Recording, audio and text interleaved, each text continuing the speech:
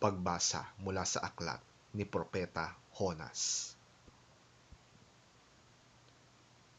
Ang aklat na ito ay naglalaman ng mensahe ni Yahweh sa pamamagitan ni Honas na anak ni Amitay. Isang araw, sinabi sa kanya ni Yahweh, "Pumunta ka sa Nineveh na isang malaking lungsod at sabihin mo sa mga taga roon na umabot na sa aking kaalaman ang kanilang kasalanan." Sa halip na sumunod, ipinasya ni Honas na takasan si Yahweh. Nagtungo siya sa Hopa at doon ay nakatagpo ng isang barkong patungong Tarsis. Pagkatapos na magbayad ng pamasahe, sumakay siya sa barko upang maglakbay kasama ng iba pang mga pasahero patungo Tarsis. Sa ganitong paraan ay inakala niyang makakatakas siya kay Yahweh. Ngunit nang sila'y nasa laot na, nagpadala si Yahweh ng isang malakas na bagyo, kaya't halos mawasak ang barko. Dahil dito, labis na natakot ang mga tripulante, kaya't silang lahat ay humingi ng tulong sa kani-kanilang Diyos.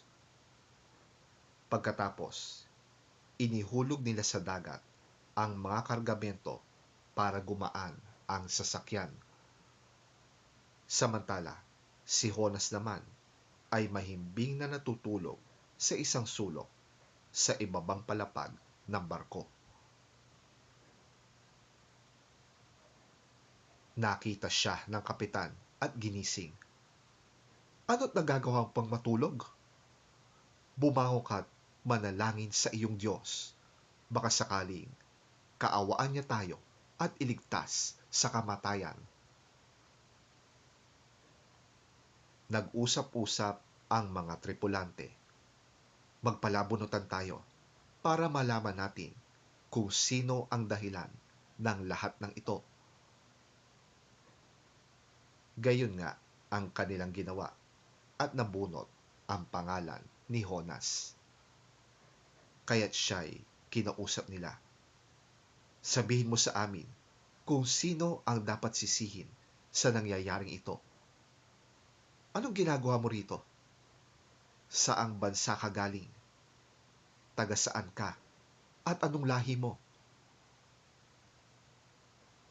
Sumagot si Honas, "Ako ay isang Hebreo at sumasamba ako kay Yahweh, ang Diyos ng kalangitan na lumikha ng dagat at ng lupa."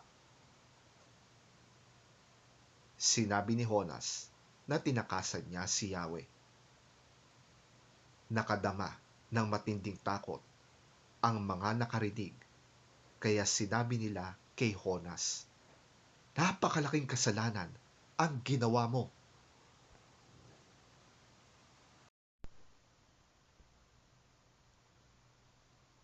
Lalong lumakas ang bagyo, kaya tinanong nila si Honas, "Ano ang dapat naming gawin sa iyo para pumayapa ang dagat?"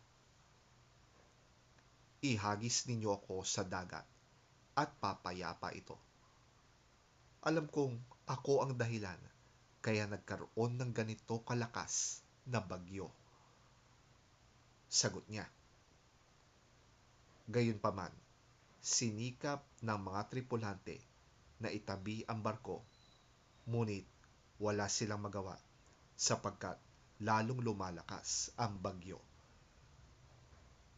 Kaya nanalangin sila kay Yahweh ng ganito, "Yahweh, huwag po ninyo kaming hayaang mamatay dahil sa gagawin namin sa taong ito. Huwag po ninyo kaming parusahan kung mamatay man ang taong ito. Kayo po, Yahweh, ang may pananagutan dito." Pagkasabi nito, binuhat nila si Honas at inihagis sa dagat. Agad namang pumayapa ang dagat. Dahil dito, nagkaroon sila ng matinding takot kay Yahweh, kaya't sila'y nag-alay ng handog at nangakong maglilingkod sa kanya. Sa utos ni Yahweh, nilamon si Jonas ng isang dambuhalang isda at siya'y nanatili ng 3 araw at 3 gabi sa tiyan nito.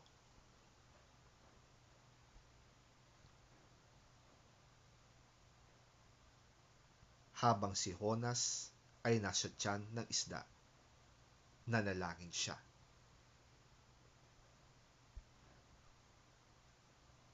Pagkatapos, inutusan ni Yahweh ang isda na iluwa si Jonas sa dalampasigan.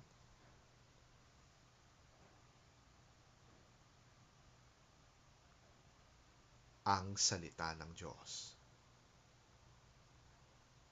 Salamat sa Diyos. Ang mabuting balita ng Panginoon ayon kay San Lucas.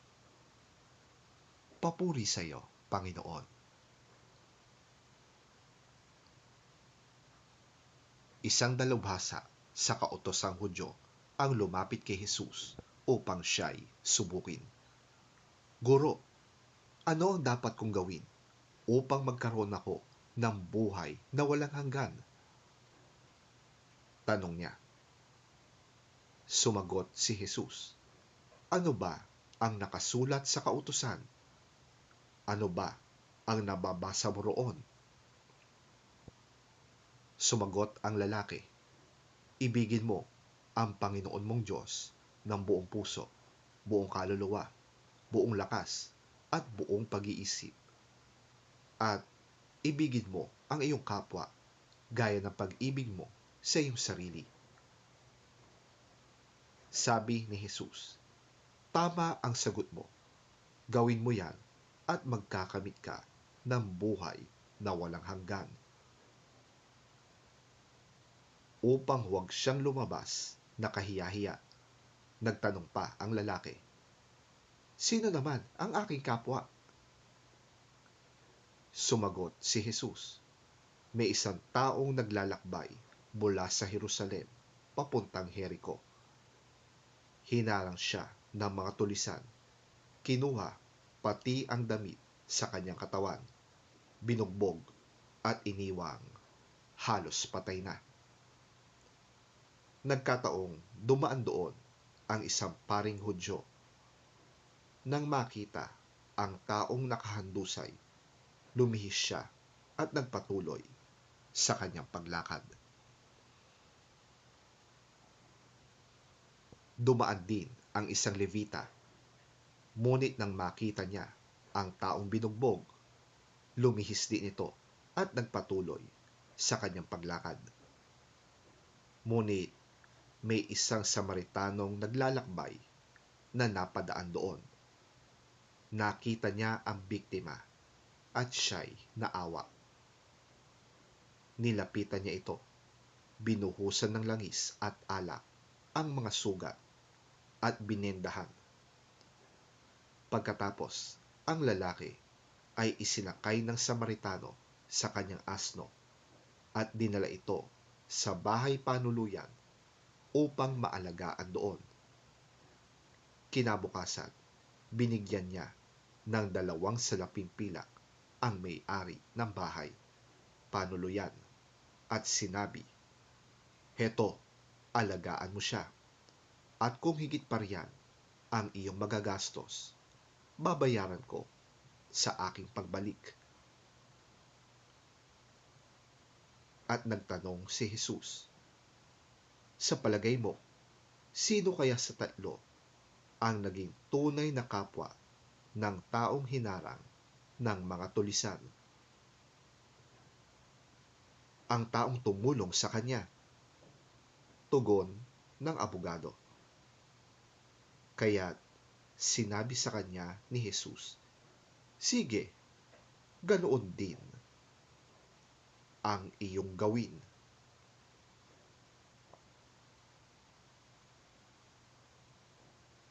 Ang mabuting balita ng ating Panginoon.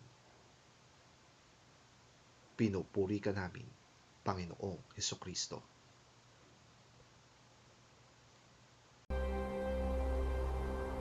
On one occasion, an expert in the law stood up to test Jesus. "Teacher," he asked, "what must I do to inherit eternal life?"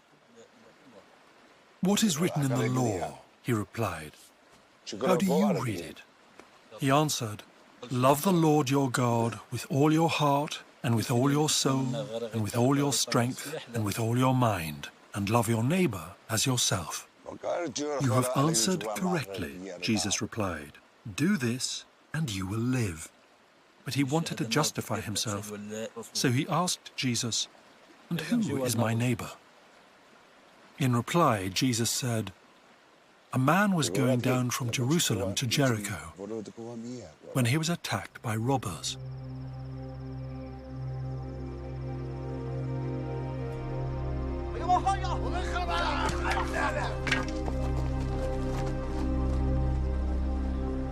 They stripped him of his clothes, beat him, and went away, leaving him half dead.